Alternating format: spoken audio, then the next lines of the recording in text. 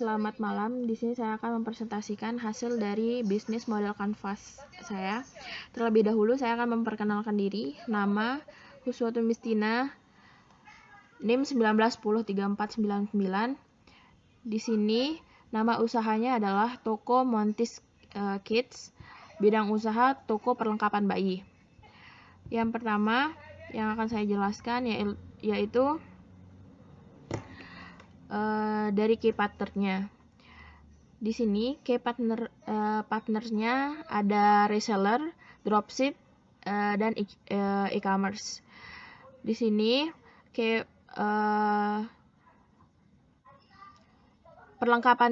toko perlengkapan bayi ini juga bisa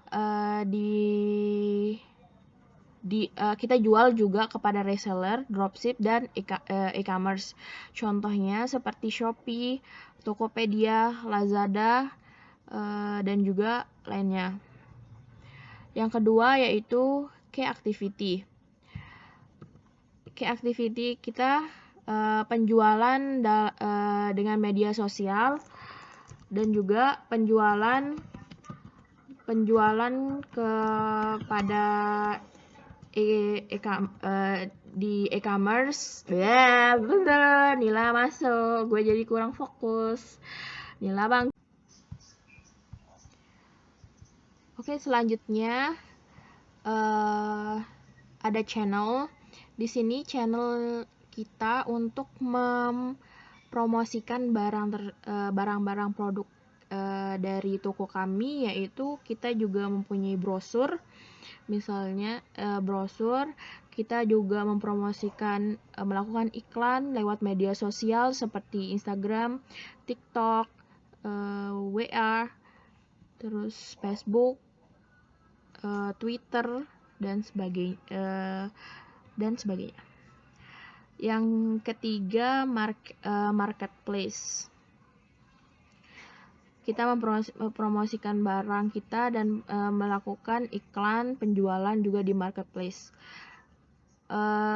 Yang ketiga channel kita juga e-commerce. E-commerce itu tidak hanya bisa menjual barang ya. Maksudnya tuh kita tidak hanya bisa mengupload barang jualan, tapi kita juga bisa melakukan iklan di sana pada story di status misalnya Shopee-nya. Di sana tersedia juga untuk mengiklankan barang yang ingin kita iklankan. Selanjutnya revenue streams. Revenue streamnya kita di sini pendapatan dari toko kita pertama yaitu penghasilan penjualan online. Penghasilan penjualan online yang kita dapat berbeda dengan penghasilan penjualan offline kita, karena kita memiliki harga yang berbeda dan tingkat pembelian yang berbeda, sehingga kita mendapatkan penghasilan dari dua penjualan ini. Yang kedua yaitu penghasilan penjualan grosir. Yang telah saya jelaskan tadi, kalau grosir mempunyai minimal pembelian, jadi untuk penjualan grosir mungkin lebih banyak daripada penjualan online yang satuan. Nah, kita juga menjual grosir dan kita juga memiliki biaya harga-harga yang jauh lebih murah, karena penjualan grosir hanya berlaku di toko offline. Selanjutnya yang terakhir adalah cost struktur. Yang pertama, biaya bahan baku dari pemasok. Kita tidak memproduksi barang itu mentah, karena kita mendapatkan barang jadi biaya bahan baku dan semuanya pembuatannya itu langsung dari pemasok. Kedua, biaya internet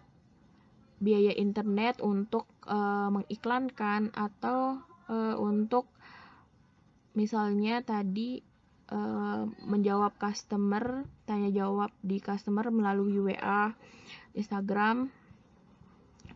biaya listrik toko. Yang keempat, biaya software untuk penghitungan finance.